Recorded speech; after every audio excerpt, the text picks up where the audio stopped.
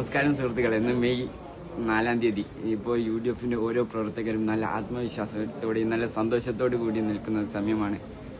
കേരളത്തിൽ 10 വർഷത്തെ ദുർഭരണത്തിനെതിരെയും 10 വർഷത്തെ അഴിമതി ഭരണത്തിനെതിരെയും ജനദ്രോഹ ഭരണത്തിനെതിരെയുമുള്ള ജനങ്ങളുടെ വിധിയെഴുത്ത് ഇന്ന് എണ്ണിക്കഴിഞ്ഞിരിക്കുകയാണ്. ഇതിന്റെ ഭാഗമായി UDF കേരളത്തിൽ വൻ വിജയമാണ് ഇന്ന് നേടിയിരിക്കുന്നത്.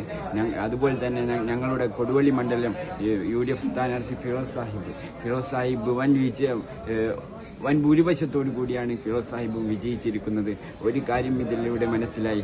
അതല്ല, റിപ്പോർട്ടർ ചാനലിൽ സർവേ പറഞ്ഞപ്പോൾ പിണറായി വിജയൻ ജയിക്കാൻ 95% അങ്ങനെ കണക്കാണ് പറഞ്ഞിട്ടുള്ളത് പിണറായി വിജയൻ നിയമത്ത് വിജയിക്കാൻ വേണ്ടി.